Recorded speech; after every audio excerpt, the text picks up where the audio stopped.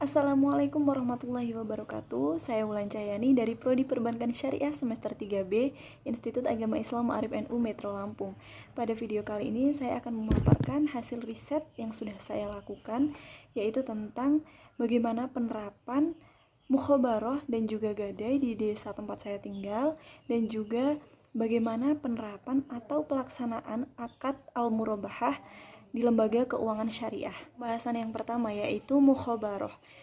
Perlu kita ketahui, mukhabarah adalah akad kerjasama di bidang pertanian antara pemilik lahan dan juga pengelola lahan. Keuntungan dan juga kerugian dibagi berdasarkan kesepakatan dan modal berasal dari pengelola lahan. Rukun dan syarat dari mukhabarah ini sendiri. Yang pertama akan kita bahas adalah rukun. Rukun dari mukhabarah ini ada 4. Yang pertama adalah pemilik lahan, yang kedua pengelola atau penggarap lahan, yang ketiga lahan yang akan digarap, dan yang keempat adalah ijab qabul. Syarat dari mukhabarah. Yang pertama, pemilik ataupun pengelola lahan ini mereka harus benar-benar mampu atau baligh dan berakal. Yang kedua, tanah yang akan digarap ini benar-benar milik atau atas nama dari pemilik lahan. Yang ketiga, pengelola lahan ini harus memiliki skill atau keahlian. Yang keempat, tanah yang akan digarap itu jelas bisa ditanami atau subur dan juga jelas batas-batasnya. Untuk yang kelima, benih yang akan ditanam merupakan bagian dari pertanian yang sifatnya habis dalam satu kali masa tanam. Contohnya adalah padi dan jagung. Untuk yang terakhir, lahan yang akan digarap ini benar-benar dalam keadaan kosong atau memang belum ada tanamannya sama sekali. Hasil penelitian yang sudah saya lakukan. Jadi saya melakukan penelitian ini di tempat saya tinggal, tepatnya di Desa Putra Buyut, Kecamatan Gunung Sugih, Kabupaten Lampung Tengah. Mukhabarah atau kerjasama di bidang pertanian antara Bapak Jumiran sebagai pemilik lahan dengan Bapak Sutarman sebagai pengelola lahan. Alasan Bapak Jumiran mempercayakan sawah tersebut kepada Bapak Sutarman karena yang pertama, jarak tempuh yang cukup jauh karena beliau bertempat tinggal di Metro, sedangkan tanah tersebut ada di Desa Putra Buyut. Yang kedua, karena waktu yang terbatas, karena beliau merupakan seorang pegawai dan juga mempunyai usaha di bidang besi tua. Yang ketiga, karena beliau tidak memiliki skill di bidang pertanian. Oleh karena itu, Bapak Jumiran mempercayakan lahan tersebut seluas 0,5 hektar kepada Bapak Sutarman yang memiliki skill di bidang pertanian dengan ketentuan-ketentuan tertentu dan jangka waktu yang tidak bisa ditentukan. Artinya, Bapak Sutarman ini boleh menggarap tanah tersebut selama beliau masih mampu menggarapnya.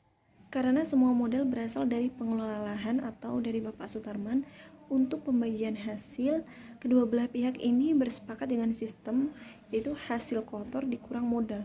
Modal ini mulai dari benih, pupuk, obat-obatan, serta pengolahan lahan.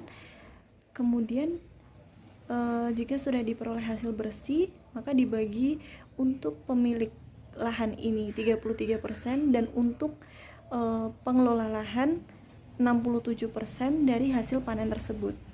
Sebagai contoh, pada bulan September kemarin diperoleh hasil kotor dari panen jagung adalah 12 juta rupiah dengan modal sebesar 1.580.000 dengan rincian benih 300.000, pengolahan lahan 600.000, pupuk 540.000, obat-obatan pertanian 140.000.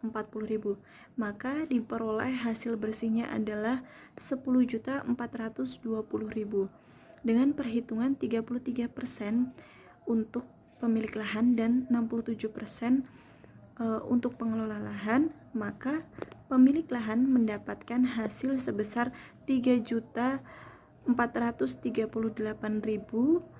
dan untuk penggarap lahan memperoleh hasil 6.981.000.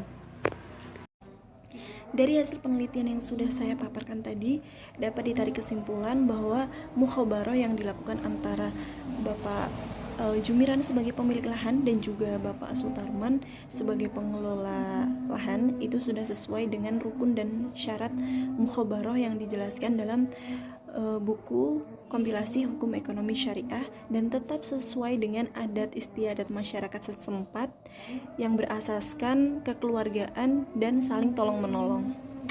Baiklah, selanjutnya pembahasan yang kedua yaitu tentang rohen atau gadai.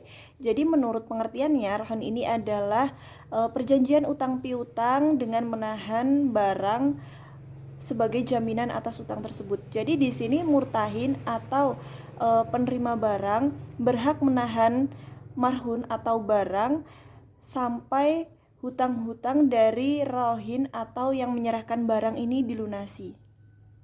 Baiklah, langsung saja pada hasil penelitian yang sudah saya lakukan. Sama seperti sebelumnya, saya melakukan penelitian ini di Desa Putra Buyut, tempat saya tinggal.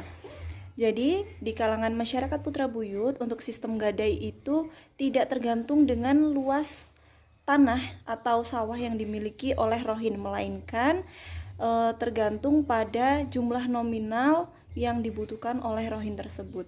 Seperti yang dilakukan oleh Bapak Sutriyono dengan Bapak Suyatno. Beliau berdua ini kakak beradik. Jadi Bapak Sutriyono sebagai rohin dan Bapak Suyatno ini sebagai murtahin.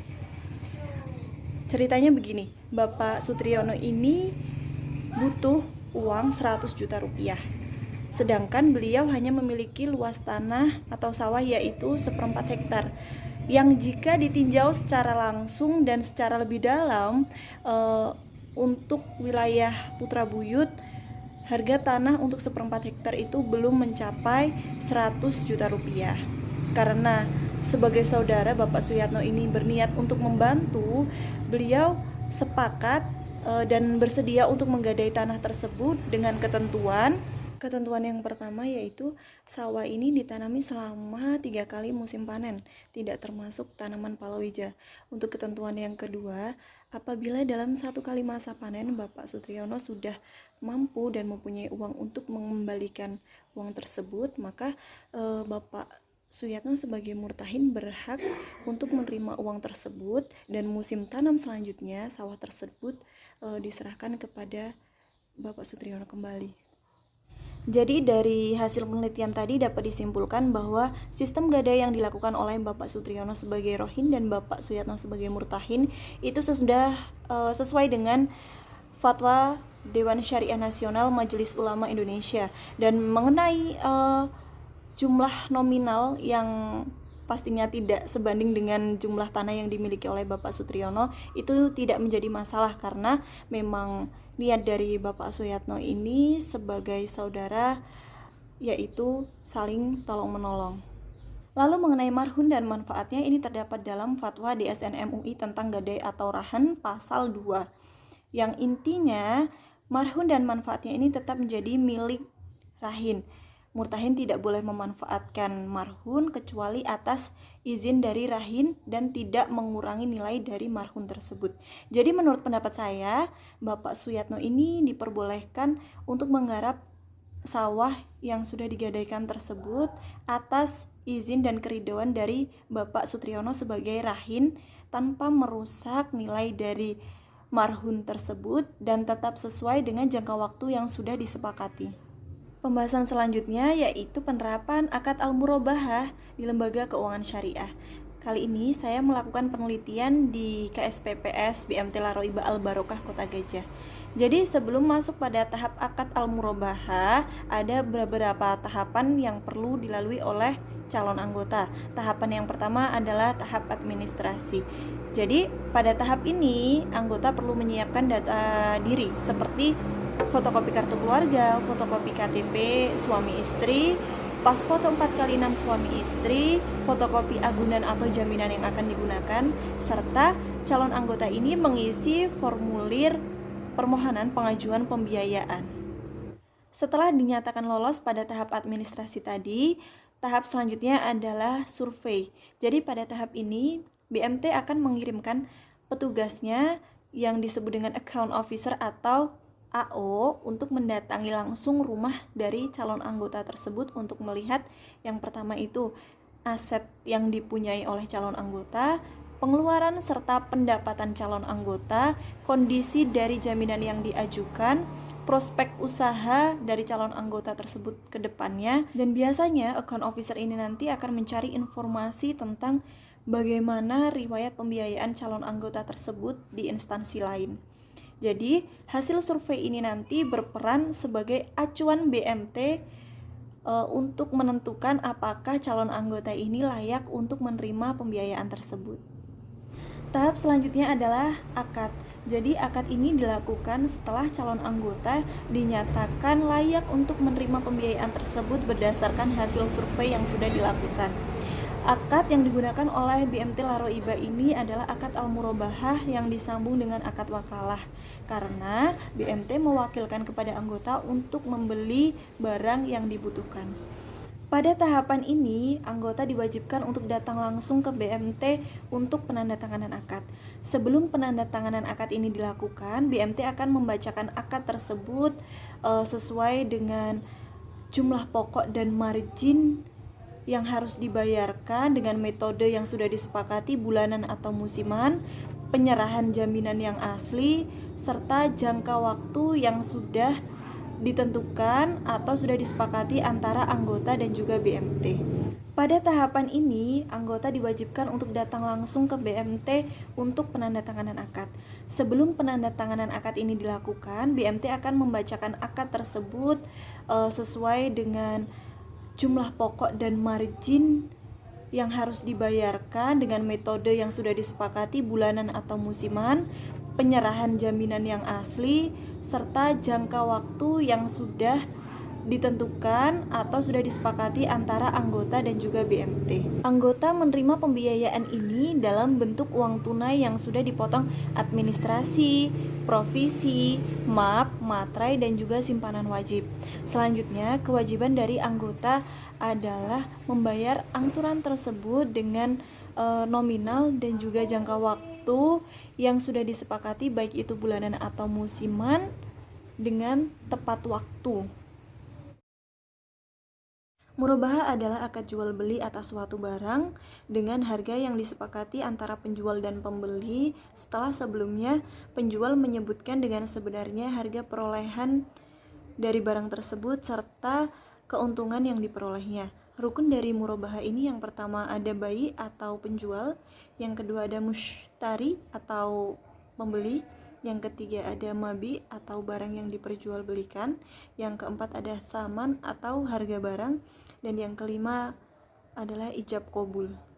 Menurut fatwa di SNMUI tentang al-murabahah pada ketentuan pertama pasal 9 yang berbunyi, apabila bank hendak mewakilkan kepada nasabah untuk membeli barang dari pihak ketiga, akad al-murabahah harus dilakukan setelah barang secara prinsip menjadi milik bank.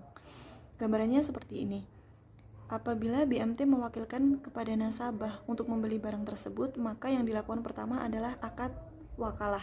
Setelah itu, anggota membeli barang yang dibutuhkan, kemudian barang tersebut diserahkan kembali kepada BMT dan barang tersebut sah menjadi milik BMT. Setelah itu, dilakukan akad al-murabahah dengan menyebutkan harga barang tersebut beserta margin yang sudah ditetapkan. Setelah itu, barulah barang tersebut akan diakad untuk menjadi milik dari anggota. Jadi, dari penelitian yang saya lakukan dapat ditarik kesimpulan bahwa akad murabahah disambung dengan akad wakalah yang digunakan oleh KSPPS BMT Laroiba Al-Barokah Kota Gajah ini belum sesuai dengan fatwa di SNMUI karena ada beberapa rukun yang belum terpenuhi. Yang pertama adalah mabi, karena jika BMT mewakilkan kepada anggota untuk membeli barang tersebut harus diserahkan kembali kepada BMT sebelum dilakukan akad al-murabahah. Yang kedua adalah tsaman atau harga barang, karena belum tentu harga barang yang dibeli oleh anggota ini tadi sesuai dengan pembiayaan yang diberikan oleh BMT. Baiklah, itu tadi pemaparan hasil penelitian yang sudah saya lakukan. Semoga bermanfaat untuk kita semua. Mohon maaf apabila terdapat banyak sekali kesalahan. Kepada Allah saya mohon ampun. Saya akhiri, wallahul muwaffiq ila aqwamit thoriq. Wassalamualaikum warahmatullahi wabarakatuh.